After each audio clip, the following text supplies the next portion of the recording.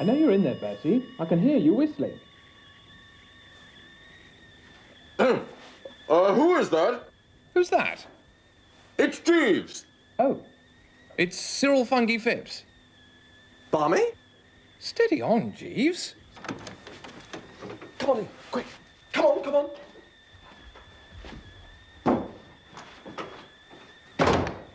Most extraordinary thing. I was talking to your man Jeeves a second ago.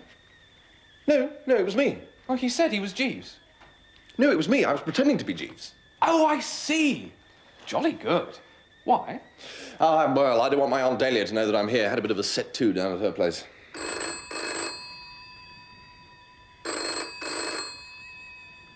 No, don't answer it. I wasn't going to. No, you see, she'll be regretting it now. She'll be begging me to come back and sort things out. No, answer it. Pretend to be Jeeves. How? Oh, just sort of say you're Jeeves. Right.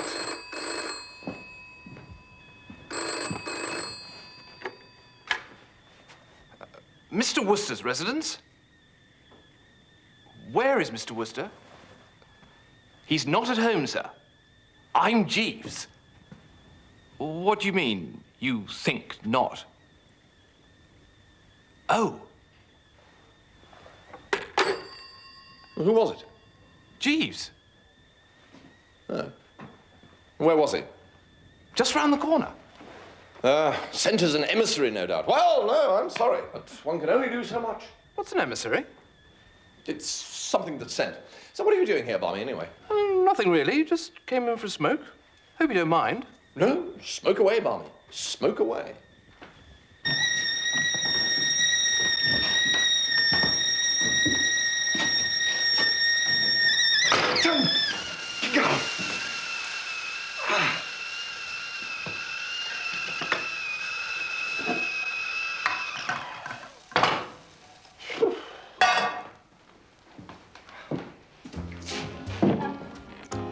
Barmy, when you said you'd come in for a smoke...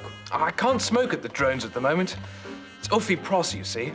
We've got to bet on how long we can go without smoking. My doctor says it's better for me anyway. Good morning, Mr. Funky Phipps. Morning, Jeeves. Mr. Wooster? Morning, Jeeves. I'm just making some tea. Really, sir? Perhaps I could be... No. I may as well do it now that I've started. No, I've got quite used to looking after myself.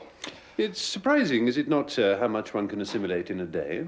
Now, Jeeves, it says here it's best to use soft water, but that after boiling it may again become hard. Well, I mean, that's ice, isn't it? And now it says here that yes, that's right, 1 teaspoonful per person and 1 for the pot. Well, I mean, what does the pot get one? If you'll allow me, sir. Cup of tea, Barmy? Love one.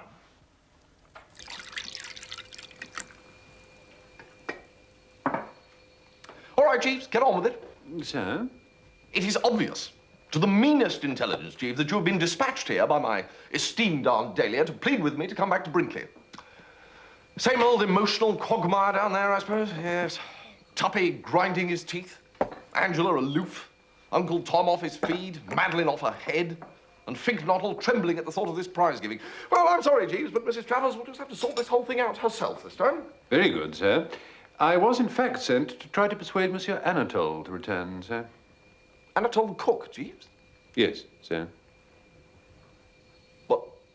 Not to persuade me back to Brinkley to restore peace and harmony to the inhabitants? Mrs. Travers made no mention of it, sir. Well, of all the nerve, Jeeves. And this is what they call gratitude, is it? I really couldn't say, sir. Well, I don't think I'm going too far, Jeeves, when I say that this just about takes the giddy biscuit. Very good, sir. Well, I shall return to Brinkley instanter, Jeeves, and give the whole bunch of them a good talking to, starting with that idiot Tuppy. If you want to try the Turkish, they're in the silver box. Oh, right-o, Bertie. Toodle-pip. Cheerio.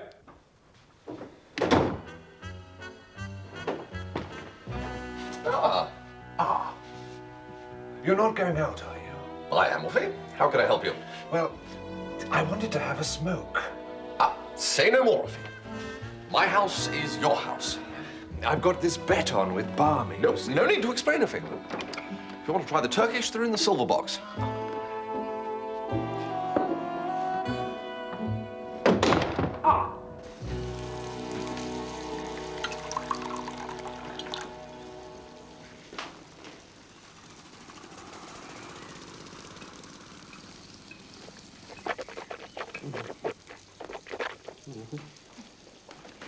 Am I not somebody, Mr. Jeeves? Undoubtedly, Monsieur Anatole. Then why they are making against me like bad peoples? Delicious velouté au fleur de courgette. Monsieur Anatole himself taught me to make it when he first stayed at our little hotel. Ah, but Madame has got so good of me many times over. Oh. A little more, perhaps, for Mr. Jeeves? We have a duty to look after our ladies and gentlemen, Monsieur Anatole. Look after? Am I the nursey? Am I the Nancy for the kiddies?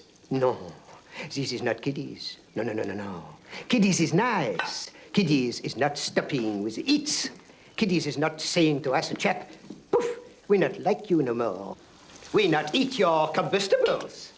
Since time immemorial, Monsieur Anatole, it has fallen to the Gallic races to bring civilization to the rude northerly provinces of their empire. It's true. Anatole is civilian. Anatole is nice. It hasn't always been easy. Sometimes it has seemed impossible. But Up to the time she went to Cannes, Angela loved me, you'll admit that. Oh, indisputably. But when she came back, she was just looking for an excuse to get rid of me. No, no, no. What would you want to get rid of you for? Well, obviously, during those 2 months, she's transferred her affections to some foul blister she's met out there. No. Well, I'll tell you one thing, and you can take this as official. If ever I find this slimy snake in the grass, I propose to take him by his beastly neck, shake him till he froths, and then pull him inside out and make him swallow himself. All right? My dear Tuppy, during those 2 months on the Riviera, it so happens that Angela and I were practically inseparable. If there had been somebody nosing around, I should have spotted it in a second. I see. So, no mixed bathing and moonlight strolls? No. Well, only with me. It was quite a joke at the hotel. But then I've always been devoted to Angela. Really? Oh, yes. When we were kids, she used to call me her little sweetheart.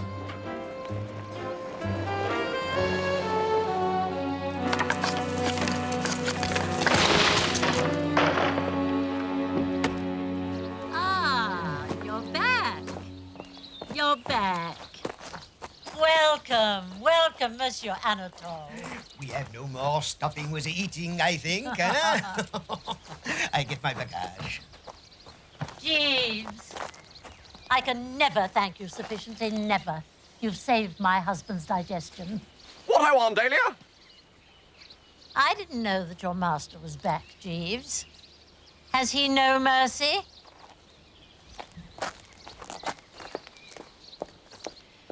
Jeeves, suppose that you were strolling through the illimitable jungle and you happened to meet a tiger cub. the contingency is a remote one, sir. Never mind. Let us suppose it. Very good, sir. Let us now suppose that you biffed that tiger cub. And let us further suppose that word reached its mother that you've done so. Now, what would you expect the attitude of that mother to be? In the circumstances, I should anticipate a certain show of disapprobation, sir. Yes, very good, Jeeves. Very well put. Now, let us suppose that recently there'd been some little coolness between the tiger cub and the tigress. I don't know, for a day or two, perhaps they'd not been on speaking terms. Now, do you think this would make any difference to the vim with which the latter would leap to the former's aid? No, sir. No. Ah, well, here then, in brief, is my plan. I will draw my cousin Angela to one side to a secluded spot, and I shall roast Tuppy properly. Roast, sir? Disparage, knock, decry, denounce. I shall be very terse about Tuppy, giving it as my opinion that in all the essentials, he is more akin to a warthog than an ex-member of a fine old school. And what will ensue? What indeed, sir? No, that was one of those, what's-it questions. Rhetorical, sir? Right, yes. Now, hearing him attacked, my cousin Angela's heart will become as sick as mud. The maternal tigress in her will awaken. And no matter what differences they may have had, she will remember only that he is the man she loves, and she will leap to his defense. And from there to falling into his arms is but a step. So, how do you react to that, Jeeves? The idea is an ingenious one, sir. Well, we Woosters are ingenious, noted for it. And if one thing gives us the pip, it's the sight of two loving hearts being estranged. I can readily appreciate it, sir. Now, I'm not speaking without knowledge of the form book, you know, on this one. I've tested this theory. Indeed, sir. Oh, yes. And it works. I was standing on Eden Rock in Antibes last month, and a girl I know slightly pointed to this fellow diving into the water and asked me if I didn't think that his legs were about the silliest looking pair of props ever issued to a human being. Well, I agreed that indeed they were, and for perhaps a couple of minutes, I was extraordinarily witty and satirical about this bird's underpinnings. And guess what happened next? I am agog to learn, sir. A cyclone is what happened next, Jeeves, emanating from this girl. She started on my own legs, saying that they weren't much to write home about, and then she moved on to dissect my manners, morals, intellect, general physique, and method of eating asparagus. By the time she'd finished, the best that could be said about poor old Bertram was that, so far as was known, he hadn't actually burnt down an orphanage. A most illuminating story, sir. No, Jeeves. You haven't had the payoff yet. Oh, I'm so sorry, sir. The structure of your tale deceived me for a moment into thinking that it was over. No. The point is that she was actually engaged to this fellow with the legs. They'd had some minor disagreement the night before, but there they were the following night, dining together, their differences made up, and the love light once more in their eyes. And I expect much the same results with my cousin Angela. I look forward to it with lively anticipation, sir.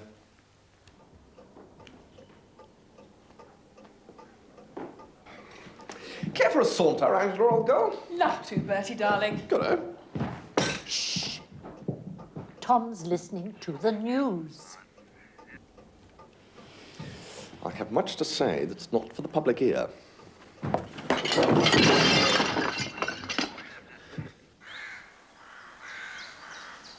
Bertie, darling, this grass is awfully wet. It'll ruin my shoes. Well, put your feet on my lap. All right.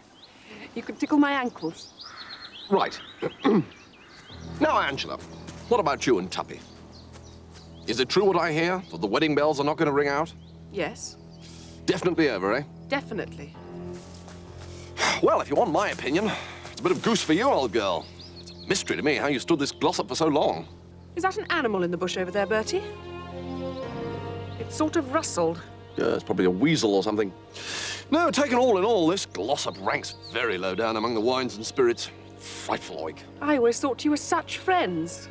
What, friend? No, absolutely not, no.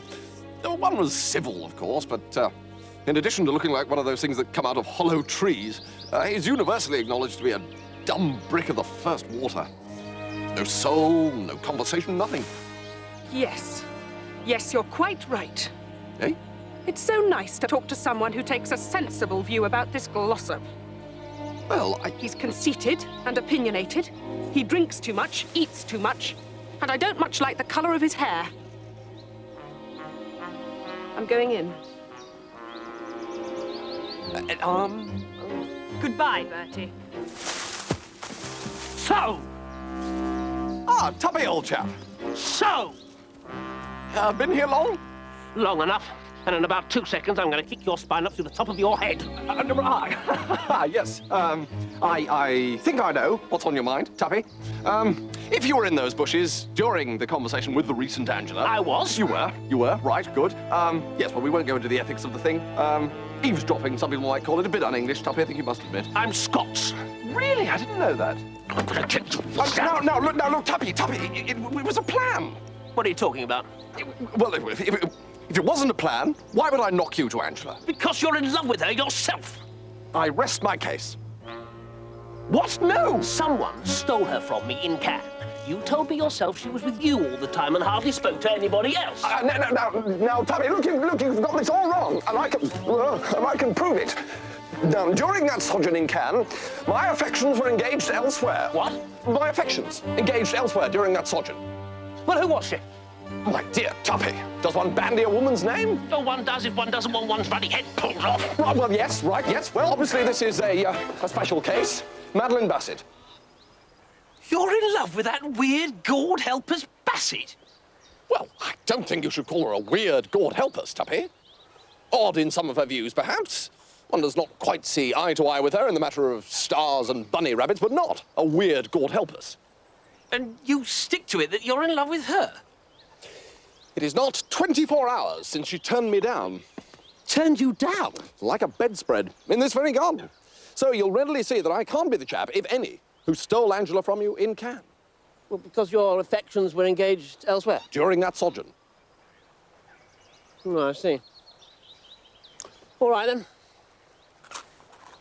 Sorry to have troubled you.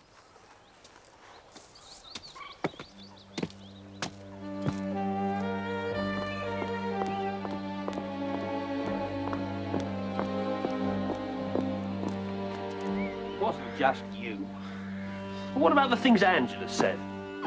Well, she obviously spotted you in those bushes and was just talking to score off you. She adores you, Tuppy. She worships the ground you tread on. Bertie, if you should see Mr. Glossop, perhaps you would give him these. It's nearly 6 o'clock and he hasn't eaten a morsel since tea. Oh, I know. I'll put them down here. They'll be easier for him to reach. It's like leaving food out for a little animal, isn't it?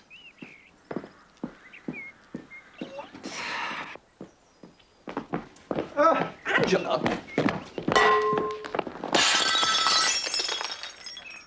How still and peaceful everything is.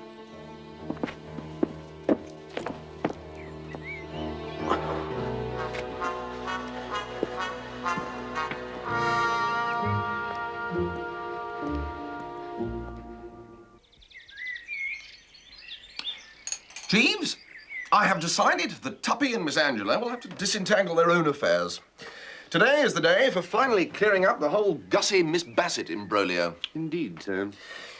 Where we've been falling down in the past is in not keeping it to the forefront of our minds that in Gussie Fignottle what we are dealing with is a poop. A sensitive plant might perhaps be a kinder description, sir. A poop, Jeeves. And what's more, a poop who drinks nothing stronger than orange juice. I was not aware of that, sir. Oh, yes, Jeeves, I've had it from his own lips. Whether from some hereditary taint or because he promised his mother he wouldn't, Gussie Fignottle has never pushed so much as the simplest gin and tonic over the larynx. And he expects, this poop expects, Jeeves, under these conditions, to propose marriage to the girl he loves. Well, I mean, one hardly knows whether to smile or weep. What? You consider total abstinence to be a handicap in a gentleman wishing to make a proposal of marriage, sir? Oh, dash it, Jeeves, use your intelligence.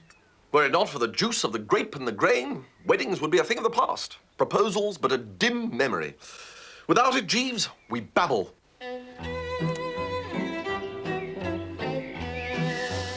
Thank you, Jeeves. Only active measures, promptly applied, can prevent this poor poop Fignottle from babbling about newts again. Which is why I intend to secure a bottle of gin and lace his luncheon orange juice with it.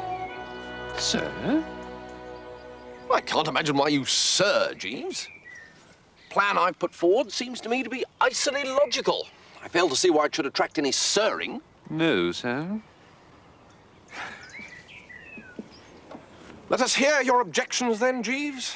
A certain amount of risk is inherent in your stratagem, sir. It is not always a simple matter to gauge the effect of alcohol on a subject previously unexposed to such stimulants. It can have distressing results in the case of parrots. Parrots? I'm thinking of an incident when I was in the service of the late Lord Brancaster, a gentleman who owned a parrot. One day it happened that the bird was lethargic, sir, and his lordship offered it a portion of seed cake steeped in the 84 port. Good egg. The bird bit his lordship on his thumb and sang part of a sea shanty. It then fell to the bottom of its cage and remained there for some considerable period of time, with its legs in the air, unable to move. I merely mention this, sir. There's a flaw here, Jeeves. Do you know what it is? No, sir. Gussie isn't a parrot. True, sir, but... No more discussion, Jeeves. He's a poop. Very good, sir.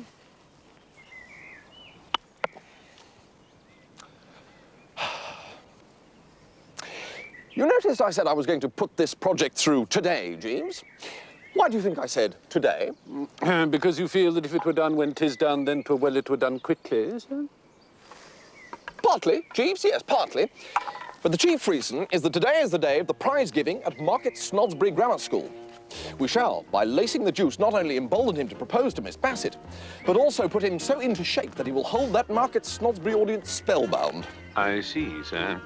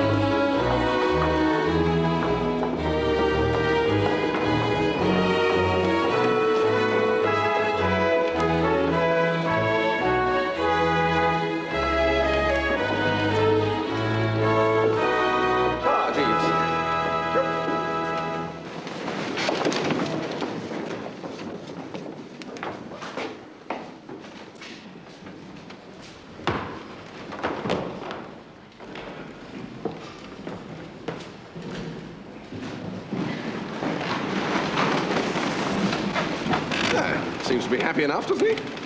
Indeed, sir, the engagement appears to have lifted his spirits quite considerably. Engagement?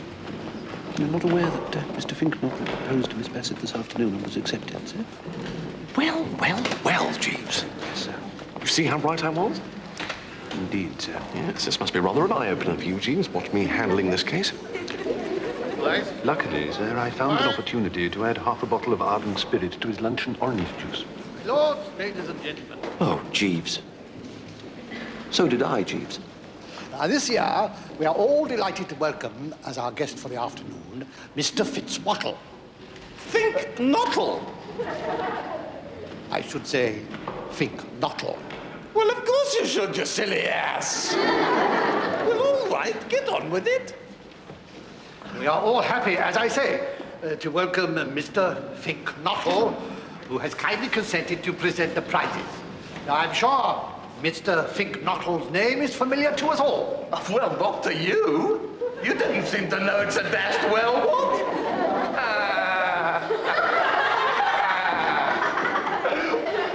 I know. Push on. Speech. Speech? Boys! No, I mean, ladies and gentlemen and boys.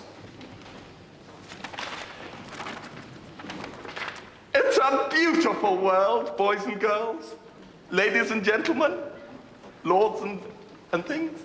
I mean, the sky is blue, the birds are singing, there's optimism everywhere. And why not, girls and ladies? I should like you all to be upstanding and give 3 cheers for this beautiful world. Up you get. Hip, hip, hooray! Hip, hip. Hip, hip. Hooray! All right, sit down, sit down. Now, anybody who says this isn't a beautiful world doesn't know what they're talking about.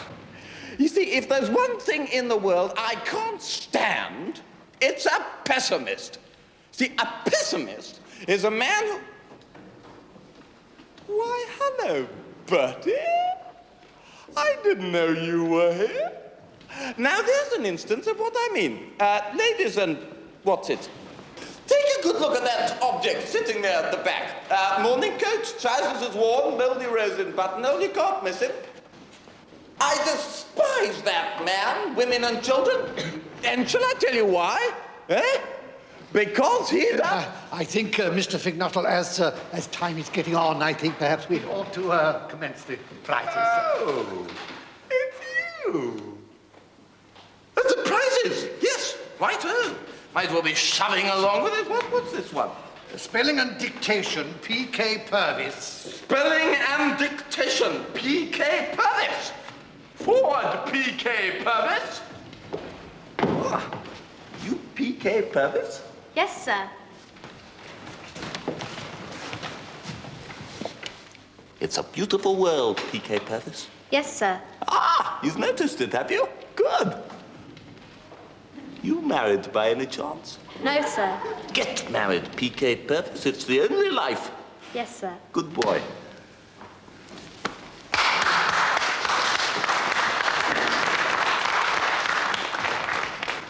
Right, Headmaster, what's the next one?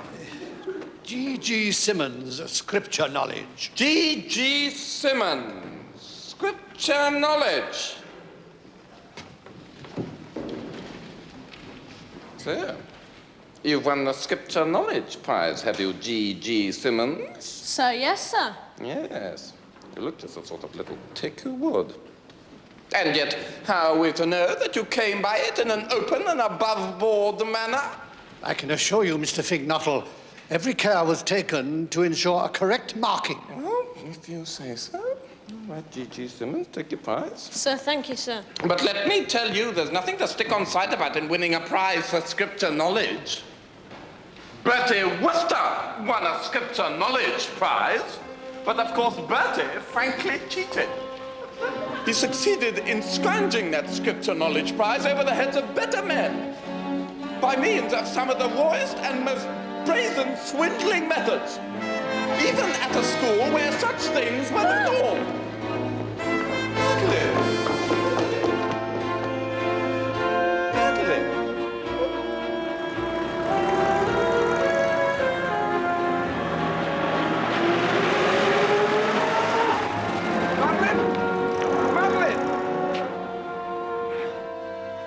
You will not be surprised to learn, Jeeves, that Madeline and Gussie are no longer engaged after the fiasco of the prize giving. Was there much more after I left?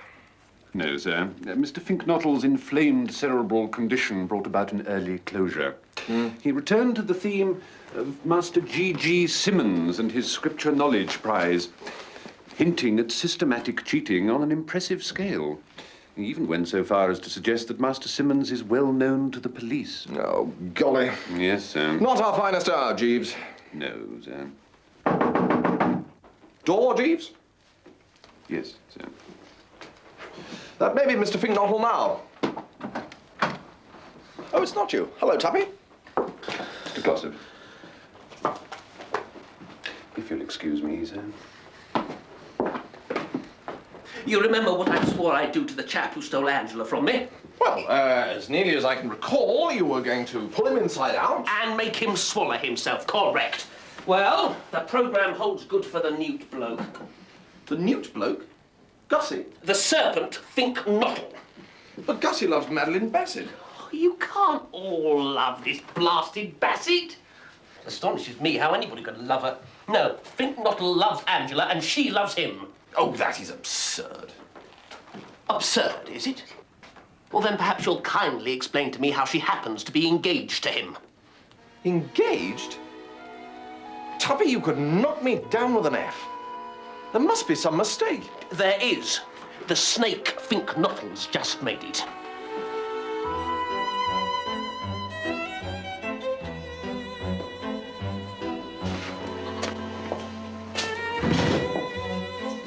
Ah, there you are. Where are all the staff tonight, you know? They've gone over to the staff dance at Kingham Manor.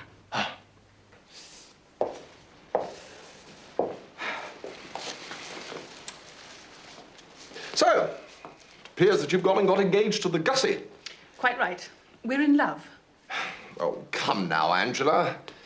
Gussie's a splendid chap in many ways. If you've got a sick newt on your hands, well, Gussie's just the fellow to tell you what to do until the doctor comes. But honestly, old thing, you could fling bricks by the half hour in England's most densely populated districts without hitting one girl willing to become Mrs. Finknottle without a general anaesthetic. Well, I thought it would be fun. Well, I'm surprised at you, young Angela. No wonder they say, oh, woman, woman. Who do? Well, chaps mostly. You know you're potty about Tuppy. For goodness sake, Bertie, go away and boil your head.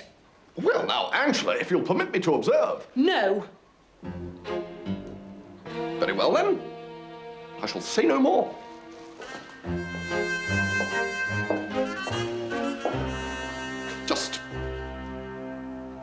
Tinkety-tonk. I say, Jeeves, do you know what's happened? Mr. Finknottle has got himself engaged to my cousin Angela. Gentlemen who are discarded by one young lady are apt to attach themselves without delay to another, sir. It is what is known as a gesture.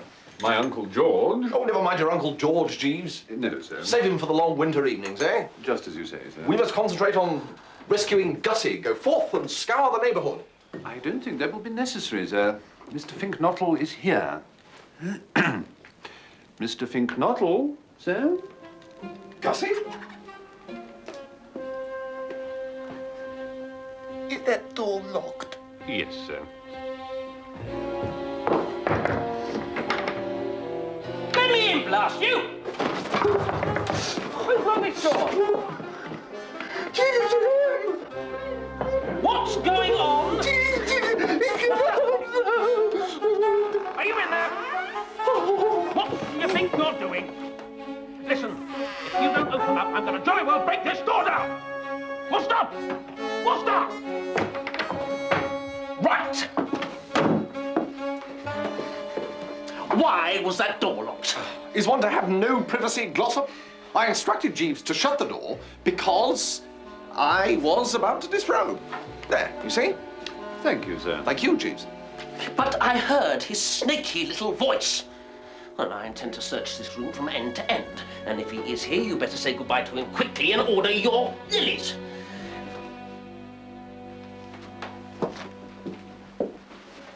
What's in this cupboard? Just clothes. The usual wardrobe of an English gentleman. You're lying. Ha. Ha. Ha.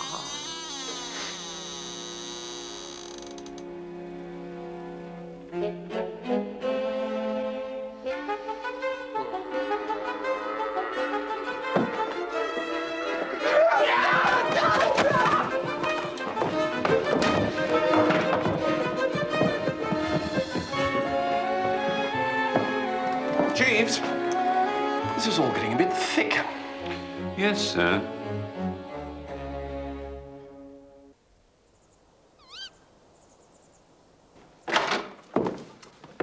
Ah, hello, Aunt Dahlia. Bertie, give me a drink. Anything, so long as it's strong. Approach Bertram along those lines, Aunt Dahlia, and you catch him at his best. Attila. That's the name, Attila the Hun. Eh? I've been trying to think all through dinner what it was you reminded me of. Oh, now look, after everything I've done... Angela tells me she's going to get engaged to this spink bottle. Well, temporarily, yes. So there it is. My only daughter, for whom I had dreamed of a wonderful golden future, is going to marry an inebriated newt fancier. Well, Aunt of my heart, yes, I can't but agree that things are not too oojar come spiff at the moment. Yes, Jeeves? A note for you, sir. From whom, Jeeves? From Miss Bassett, sir.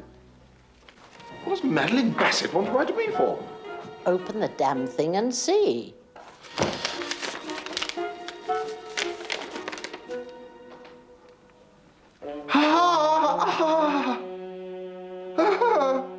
Will you stop that? You don't understand. Madeline Bassett says she's going to marry me. Well, I hope it keeps fine for both of you. I hope you won't take it amiss, sir, but I've been giving some attention to what might be called the amatory entanglements at Brinkley. It seems to me that drastic measures may be called for. Oh, drastic away, Jeeves. The prospect of being united for life with a woman who talks about little baby bunnies fills me with an unnamed dread. Supposing, sir, that in the middle of the night the fire alarm bell were to ring. Oh, not the fire alarm thing again, Jeeves. Yes, sir.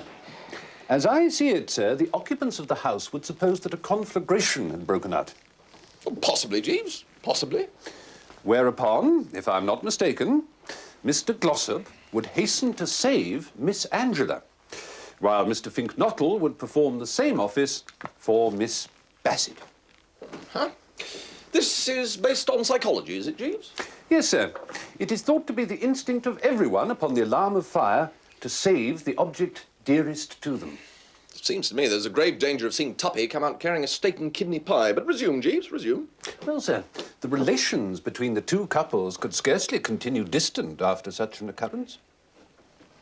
Well, you may be right. I just feel that there's great possibility for a slip-up here, Jeeves. However, I'm not in a position to cavil at even 100 to 1 shot. At what hour would you suggest bonging the bell? Not before midnight, sir. Shall I bong, or will you? I think it would be better coming from you, sir.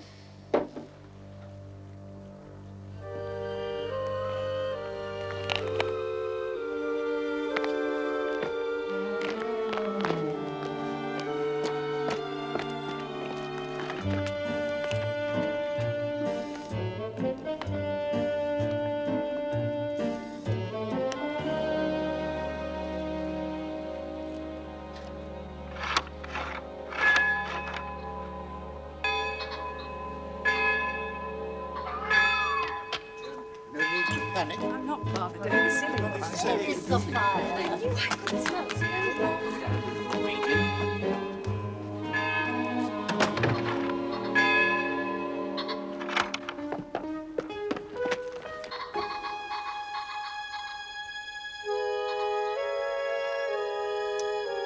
Well, Jeeves?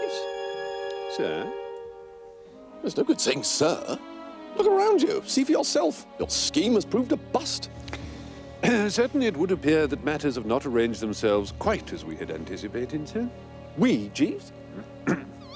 As I had anticipated, sir. I'm not blaming you, Jeeves, but after this, well, forgive me if I hurt your feelings, Jeeves. Certainly, sir. If you would pardon me for interrupting you, I fancy Mrs. Travers is endeavouring to attract your attention. Just step this way a moment, Attila, dear, if you don't mind. What-ho, Auntie? Well, Bertie, dear, here we all are. Well, quite. It was you, dear child, who rang the fire bell, was it not? I did sort of ring it, yes. Any particular reason? I mean, did you want something, or was it just a whim? I thought there was a fire. What gave you that impression, darling? Tell Auntie Dahlia. I thought I saw flames. The front door's shut. Somebody must have shut it behind them and it's locked. Then try another door. They're all locked. We could ring the doorbell. And who would you expect to answer it, dear? The servants have all gone to the dance at Kingham, and Mr. Seppings no doubt took the key of the back door with him.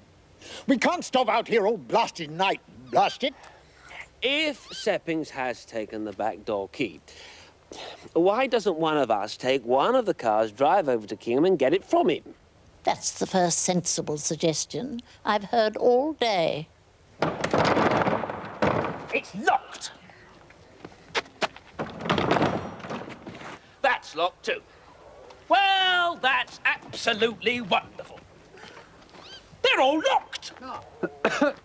Did you cough, Jeeves? Yes, madam. Is it influenza, or have you got an idea?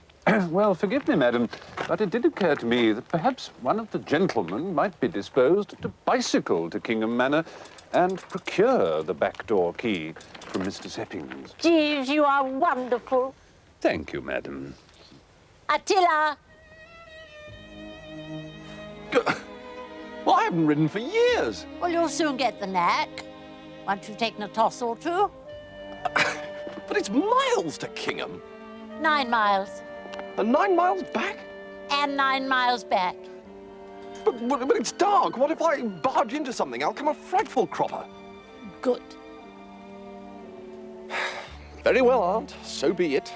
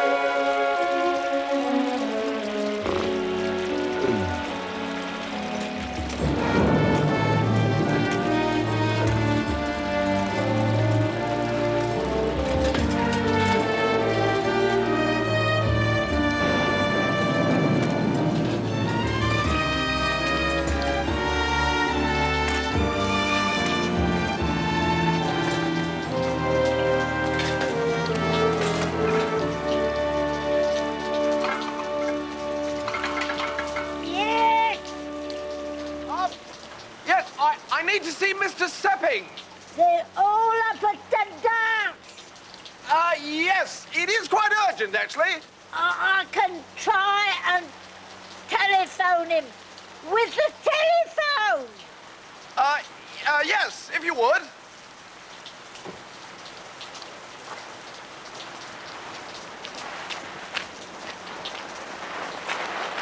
Why, Mr. Wooster, sir.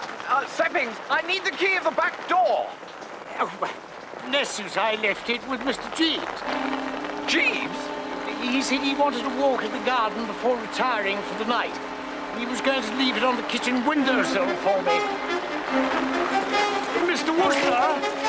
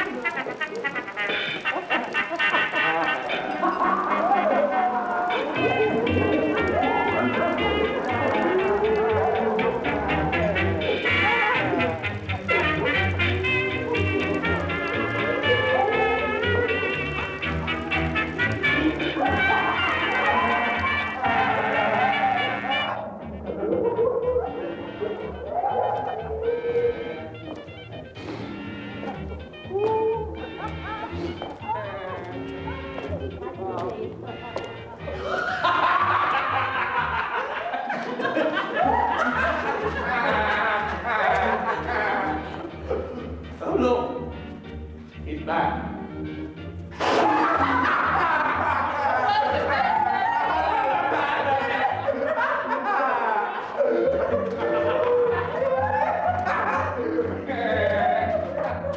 What on earth is going on, Jeeves? House seems positively awash with joy and laughter. It's gratifying, isn't it, sir? Oh, come now, Jeeves. I fear I've not been entirely frank with you regarding the fire bells. I never anticipated that it would of itself produce the desired results. I'd intended it merely as a preliminary to what I might call the main business of the evening. You gibber, Jeeves. Explain yourself. It occurred to me that were you, sir, to be established as the person responsible for the ladies and gentlemen being forced to spend the night in the garden, everybody would take so strong a dislike to you that in this common antipathy they would sooner or later come together. And such proved to be the case. After your departure on the bicycle, the various estranged parties agreed so heartily in their abuse of you that the ice was broken.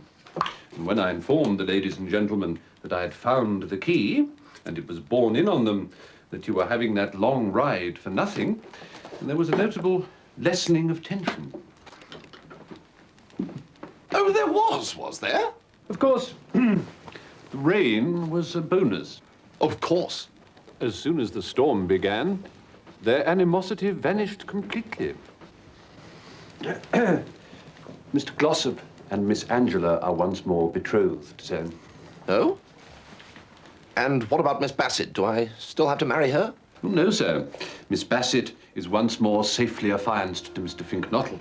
Phew. Well, praise be, Jeeves. Indeed, sir. Although, if you'll forgive me for saying so, your methods are a little on the rough side. Well, sir, one cannot make an omelette without breaking eggs. I say, an omelette. Do you think you could get me one? Certainly, sir. Perhaps with a little half-bot or something? Undoubtedly, sir. Righto, Jeeves.